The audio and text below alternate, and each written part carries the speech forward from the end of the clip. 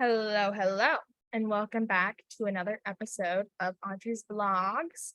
And today, or later in the day, I should say, we will be talking about Miyajima Island. So, first off, the beauty of this island cannot be understated.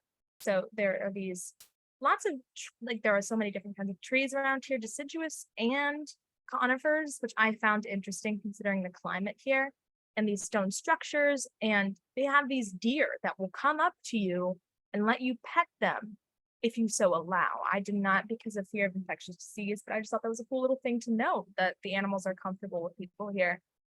And then we moved on, as we moved on to the island, we encountered this great stone arch, which, as Rocky Sensei taught us, people are supposed to walk to the side of with the intention of the gods walking down the middle. So it was kind of, I thought that was kind of a cool anecdote that showed how Japanese people are conscientious of their religion, because you can see that there's clearly a lot of track marks on the side of the arch, which I really like to see.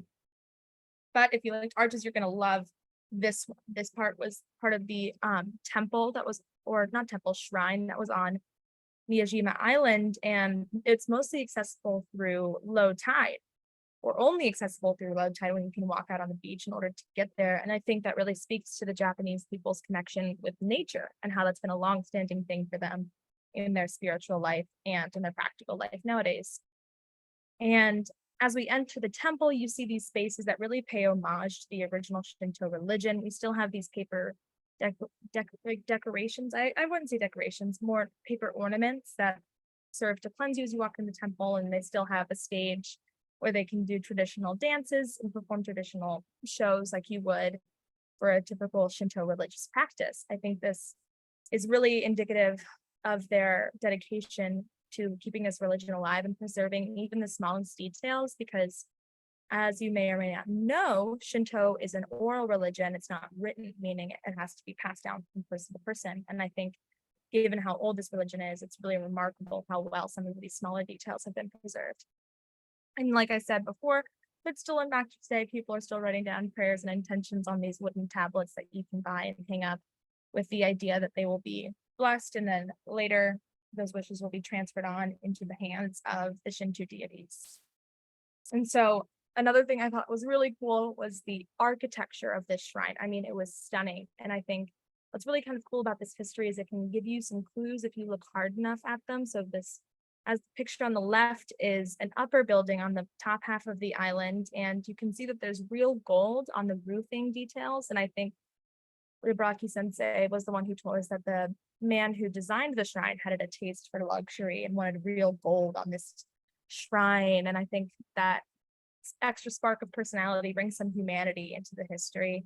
And you can clearly see by the shrine on the right just how much care was put into this so that it wouldn't be waterlogged or otherwise destroyed by the elements, but instead was in a place where people could connect to nature while practicing their religion. And then this is a whole quarterly picture, but actually another thing I found really cool was those roofs that you see over top of the trees are actually roofs of a Buddhist temple. And I thought that was really interesting and cool that Buddhism and Shinto could kind of practice on the same island and coexist in harmony with one another. There isn't a lot of clash there, and I find that really interesting because in America there's a lot of clash between religions, and I liked that they were able to coexist sanctimoniously with each other on the island. And yeah, it was just a beautiful place to say. I couldn't say enough about it, and I think that the history what really kind of gave me pause as to how old these religions are, and being able to witness a shrine that had been reconstructed but still had the original bones gave me an idea of the dedication of these people way back before we had computers or technology or any of the modern tools we would use for construction. It speaks to how willing they were to create something beautiful in order to practice and refine their spirituality. Thanks for watching.